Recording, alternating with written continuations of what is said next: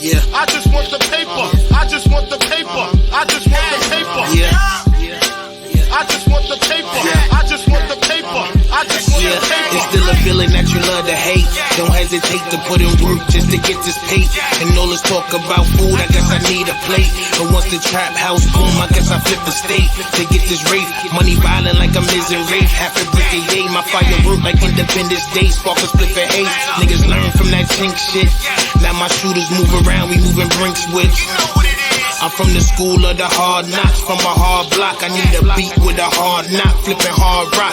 Need a coupe with a hard top or a hard drop. Pull it out, they be all shocked, watch they jaws drop. My niggas crazy, but we optimistic. Cause I remember days I didn't have a pot to piss in. Somebody tell these pussy niggas I'm the best that did it. Your boy Dag, fire plane, that's the best description. Motherfuckers, yeah. I just want the paper. I just. Hey yo, salute to the gang, man. Salute to the gang. This is Talking Tough with Stino. I'm your host. The toughest of all tough Stinos, man. I'm gonna hit y'all with these stories, man. I'm about to start doing these stories. I done been through a lot of my life. And I want to give y'all a few of my experiences. If y'all tuning in, thank y'all for tuning in. Make sure y'all hit that subscribe button. Make sure y'all hit that notification bell as well, man. Know what I mean? And make sure y'all tune in for more content as this shit go forward, man. Let me set the mood, man. Let me set the scene. All right, so I don't know if a lot of y'all remember, man, but back in the days, back in the good old days, I think it was like 2002, 2003. The movie Bad Boys 2 came out. I was about 14 years old. And I'm saying maybe 14 turning 15. And I went to the movies with my cousins and shit. And I'm saying we went to go see Bad Boys 2. This is when Sunrise movie theaters was still open. So we went to Sunrise movie theaters in Valley Stream. And we had it was about probably maybe 7:00. You know, we saw the movie, everything was cool. And then I went to the crib. On the way home, I ran into one of my friends. And one of my friends said that they was gonna have a barbecue around the corner. I'm like, yo, I gotta go to the crib. And my homie is like, yo, why you going to the crib? It's still early, man. Like, at that point in time, I was at the point where I was acting like I was too grown. You know what I'm saying? I was acting like I was too grown. I was acting like I was a part of that street life.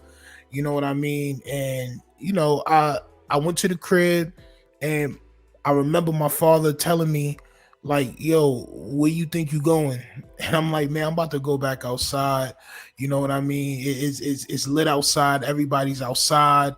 It's like July 10th or something like that. And I'm saying it's like mid-summer. You know what I mean? Everybody's outside. So I wanted to be in the mix.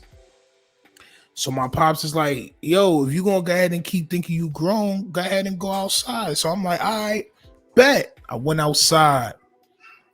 Went around the corner. This is 200th Street in Linden. This is North Side, Queens. This is before I moved over to the South Side. So I went around the corner and it was a barbecue in front of my homie Dave crib. You know what I'm saying? His name is Murder. He be on the podcast and shit. So he could definitely back this story up. But you know, we stopped in front of his crib. Now at that time, I was already smoking. So niggas was definitely smoking. It was about 4 or 5 of us, maybe 6 of us in front of Dave's crib. The barbecue was a little bit further down the block, so it was people walking back and forth. You know, we were sitting there for maybe a good 30 minutes. You know what I mean? Girls had came. Everybody's in front of Dave's crib. Now, if a lot of y'all don't know, I'm gonna set the scene a little bit further. In Queens, it's majority houses. You know what I'm saying? With backyards, shit like that. We do have projects in Queens, but it's majority houses with backyards and shit like that. And I'm saying it's almost upper middle class per se. You know what I mean? So this is where it gets a little interesting. You know what I'm saying? So we're sitting there and some guy walks down the block, right? Now we're all looking at the guy. And what made us really start looking at the guy was he had on the Coney.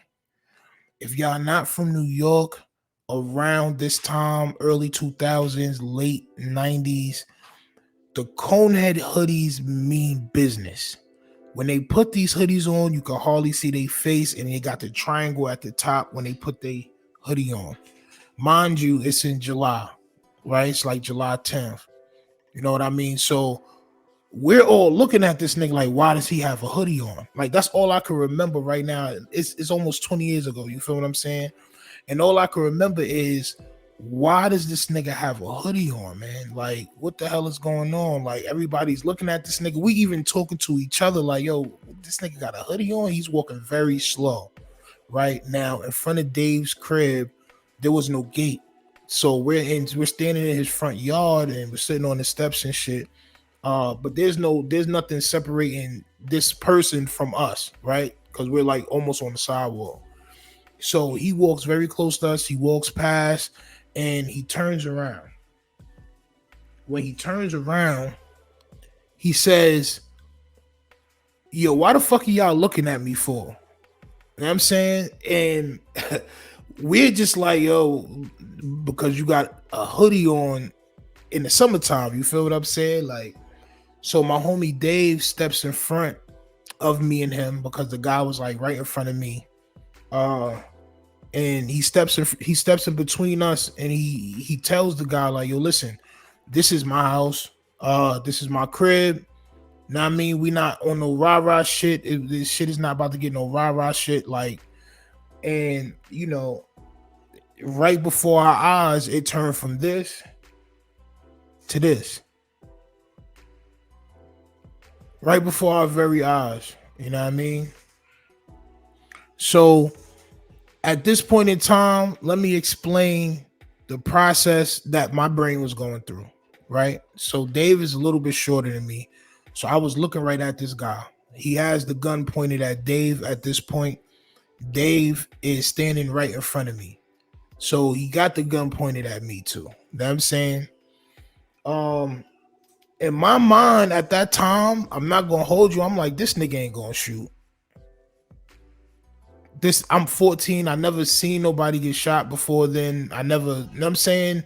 Like, we niggas was fighting and shit like that, but I never seen nobody get shot before that time. You know what I'm saying? I never seen, you know, like, I mean, I've been to funerals of people that got shot. You know, I heard of people getting shot, but to actually see it is something different. So I didn't really realize what was going on at that point in time. Everything was a little bit slow. Like, it's like time stood still for a second. And I'm just looking down the barrel of this nigga gun. You know what I mean? And sure enough, you know what I mean? As soon as I said, this nigga is not going to shoot, as soon as I processed that in my mind, like, yo, this nigga's not going to shoot me. This nigga's not going to, he's not going to risk his life to do that. A shot rang off.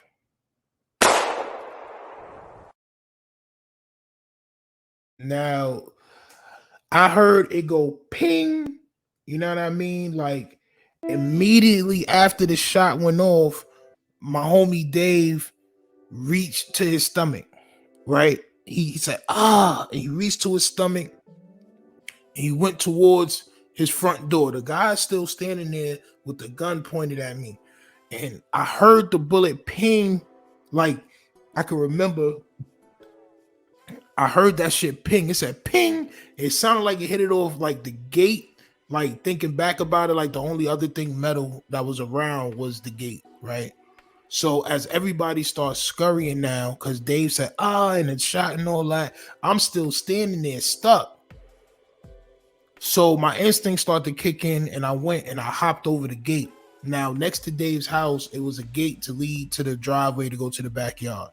So I hopped the gate and I ran to the backyard and I sat there and I'm just sitting there and I'm watching everybody run through the driveway and run through the front or whatever and run and run and run. And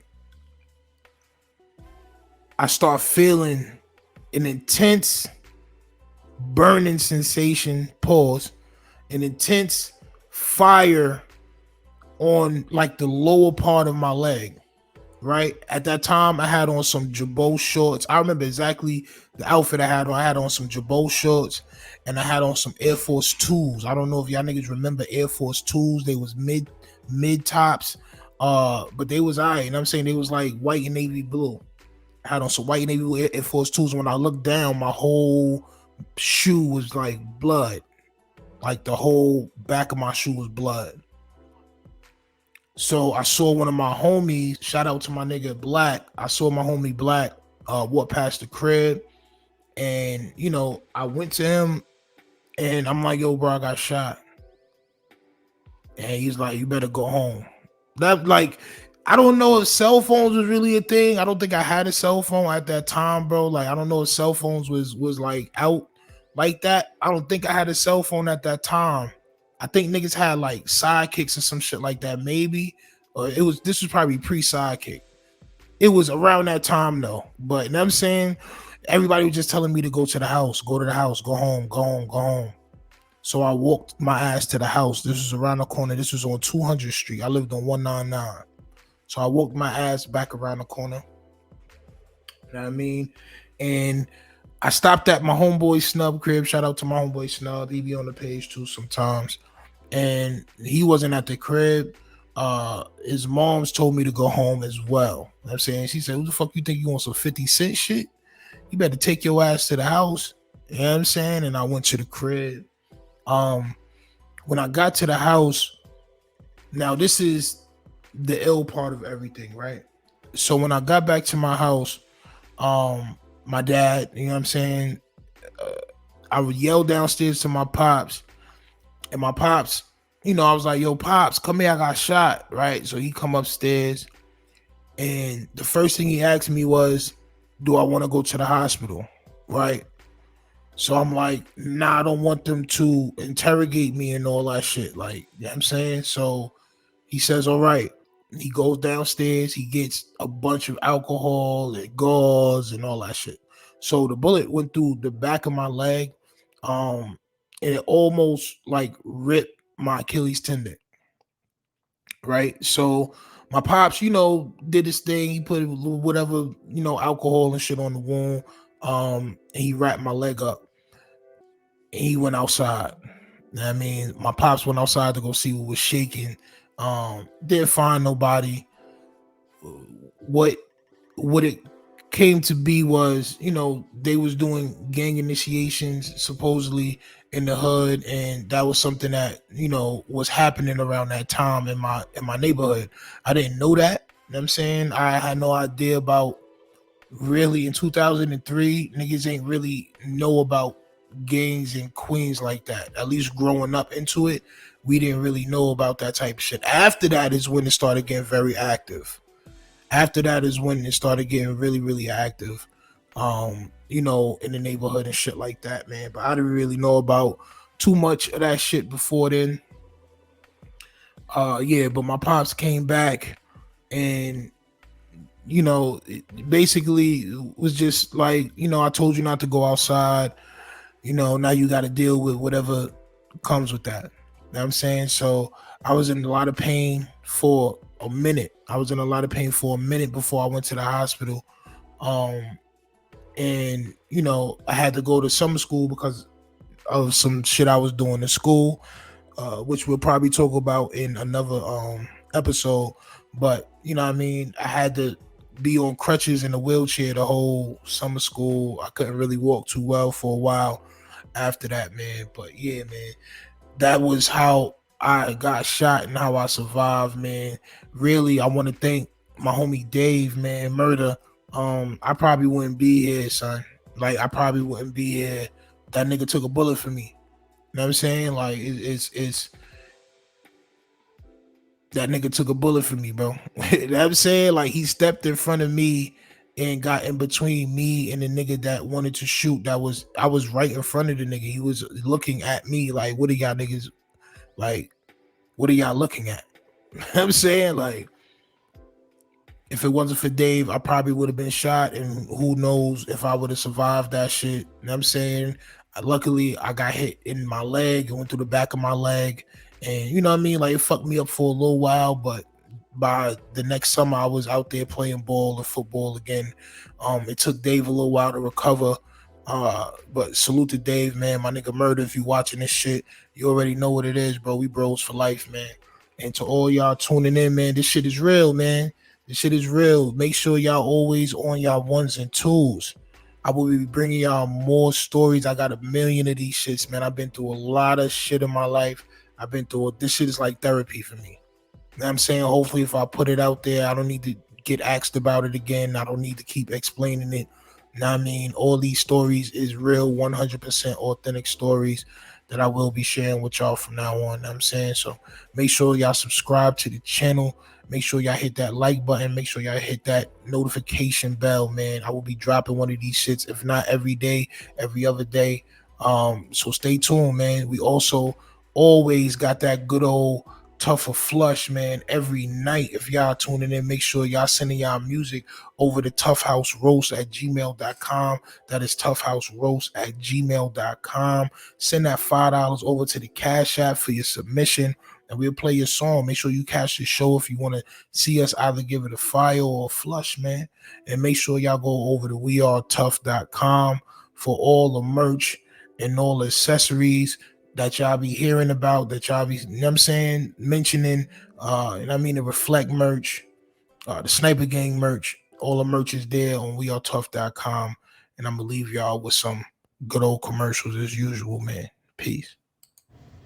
Warning. Clouded Teen causes extreme cases of dumbness, reckless acts of mookism, and total loss of morality. Are you chasing clout? So is everyone. But why don't you look the part while doing it? Get your official clout merch right now at wearetough.com. That is wearetough.com. If you're chasing clout and you're out here on some mookism shit, go ahead and go over to wearetough.com and get your merch today. Hey, take 1 second right now to go on wearetough.com to get the merch, man. We got new mugs right now on sale. We got new tees. This is all Tough House merch. You know the Tough House brand. You dig? Me, myself, Showface News, and Talking Tough with Stino on YouTube have made a brand, and we out here promoting it. Please support the movement. We got the best, I repeat, the best roasting club online, period, beyond YouTube. Support the movement at wearetough.com and get you some fresh merch right now. Salute.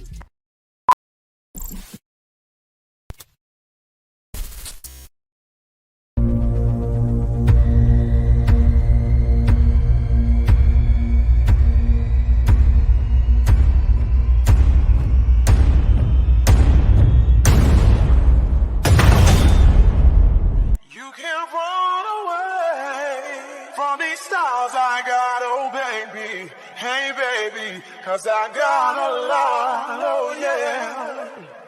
And anywhere you go, my whole crew gonna know, oh baby. Hey baby, you can't hide from me. Yeah, I'm just trying to keep it real, trying to keep it real. Tell me what you want, I'ma tell you how I feel. I ain't trying to get no deal, I keep it real. Tell me what you want, I'ma tell you how I feel. I ain't trying to get no deal, get no deal. Tell me what you want, I'ma tell you how I feel. I ain't trying to get no deal.